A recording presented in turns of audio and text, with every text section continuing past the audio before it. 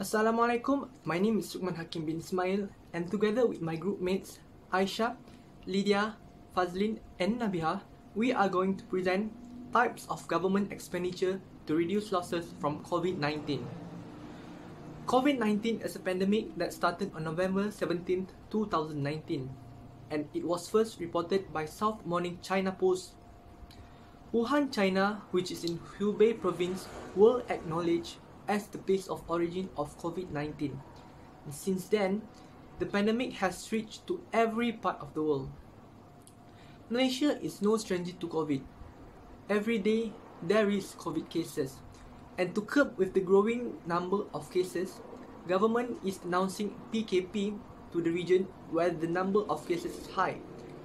Although PKP is being run in stages or phase, citizens and almost all business owners are feeling the heat.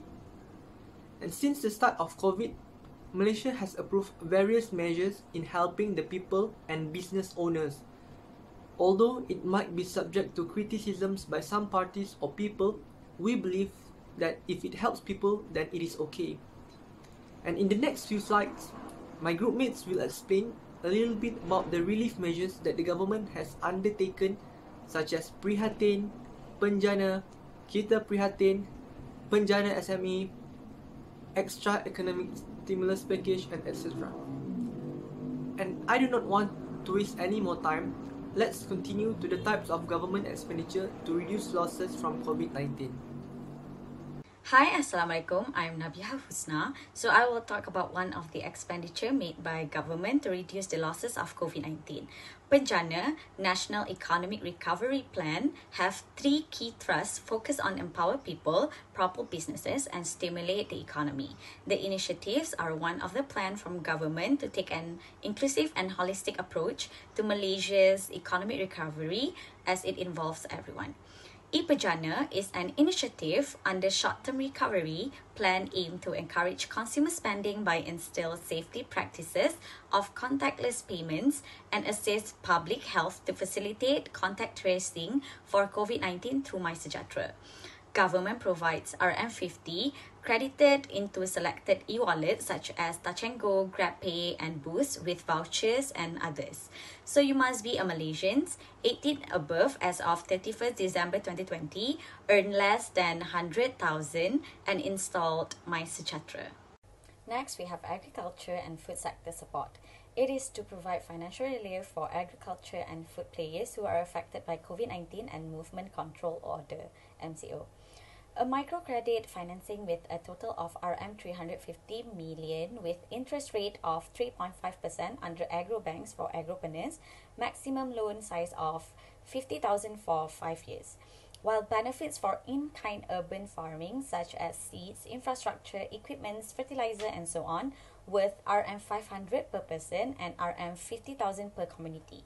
This is to ensure that agro-food workforce and mobility to explore opportunities in agriculture and plantations, hence also to ensure that the food security in our country is sufficient enough without any wastage and to cover up the losses caused by pandemic.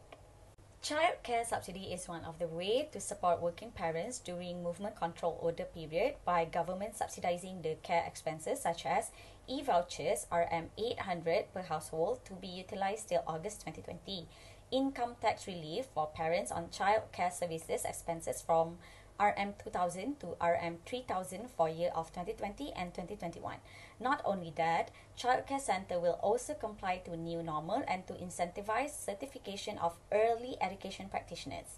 They receive one-off grant up to RM5,000 per center registered with Ministry Department to comply with new healthcare SOPs. Incentive to train new practitioners for child nursing and early education under Ministry of Women, Family and Community Development.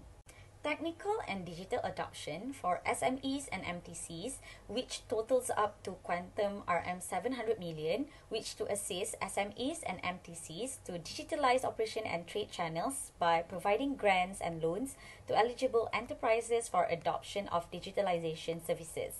The first, by SME digitalization, matching grant totaling up to RM100 million partnerships with telecommunication companies. Second, SME Technology Transformation Fund totaling RM 500 million loan. Third one is Smart Automation Grant totaling RM 100 million, capped up to RM 1 million per company. This can help SMEs and MTC to digitalize their businesses to go through pandemic situation, which can actually increase their sales and revenues even in hard times such as without physical stores. These are just 4 out of 40 initiatives and expenditure by government under Penjana program.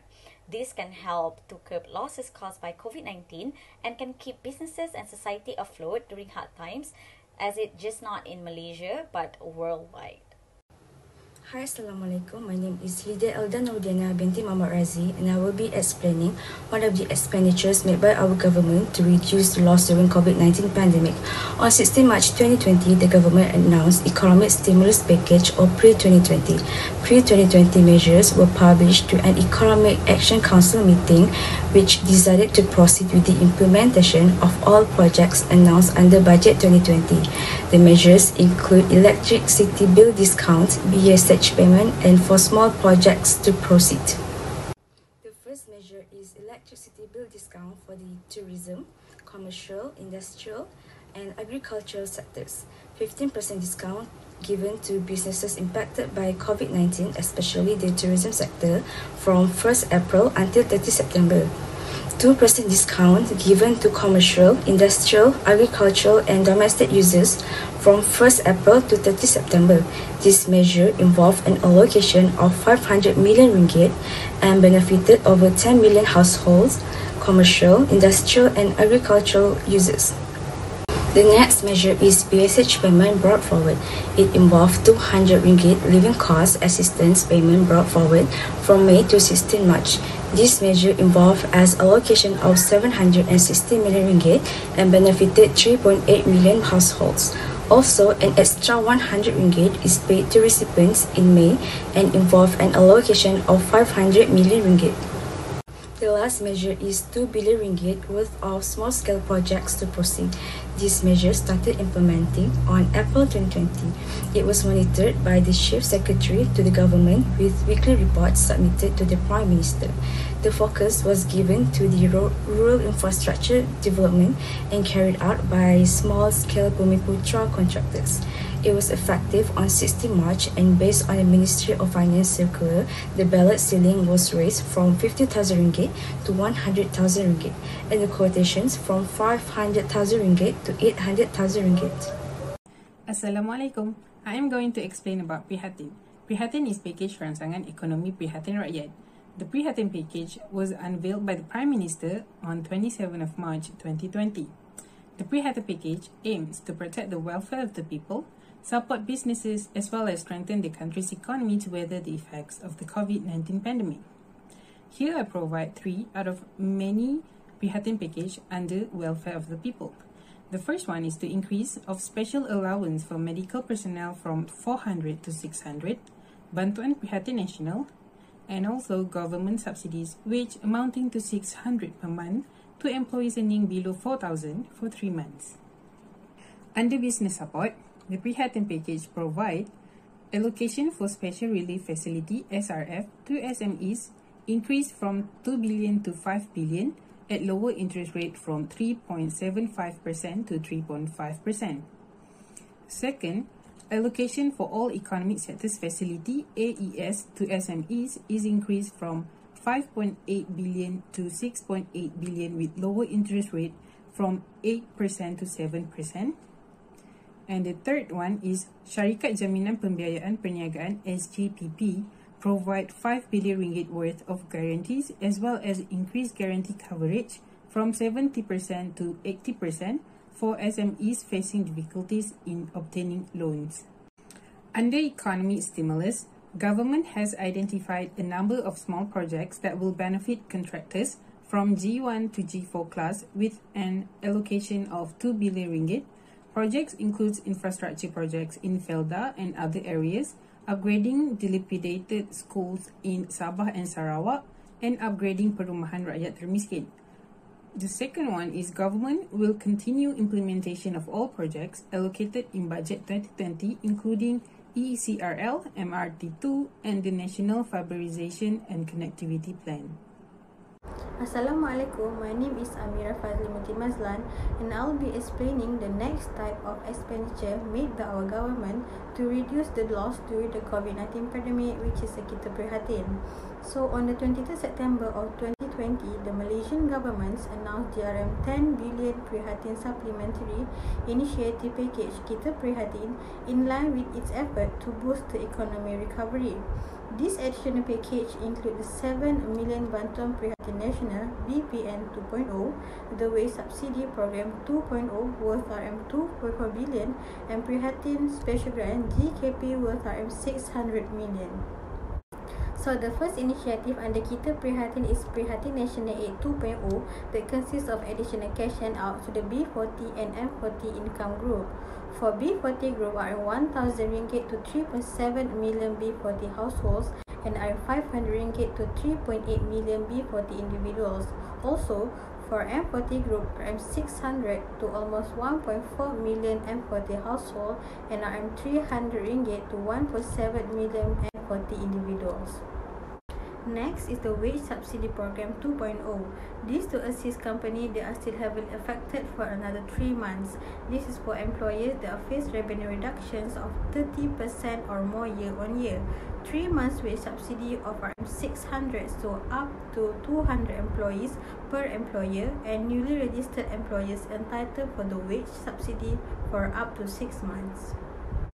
And lastly, for Prihatin Special Grant, this is for small and medium enterprise registered with the Companies Commission of Malaysia or any local authorities before 1st September 2020 and have annual revenues below 300,000. They are entitled to get one of RM3,000 assistance. These 3 initiatives is to help Malaysians to overcome financial crisis in pandemic COVID-19, whether for individuals or household and even to small and medium enterprises. That's all from me. Thank you. As a conclusion, we as citizens of Malaysia are grateful to the government for their relentless and undying effort to help the citizens. Like I said in the introduction, although some people are unhappy with their ways, just remember that we cannot please everyone. The relief measures have been a beacon to some families that are struggling to meet their end meets. And to end this presentation, let us all pray that COVID ends quickly, and in the process, let us all be strong to face these trials. Thank you, sincerely, from all of us.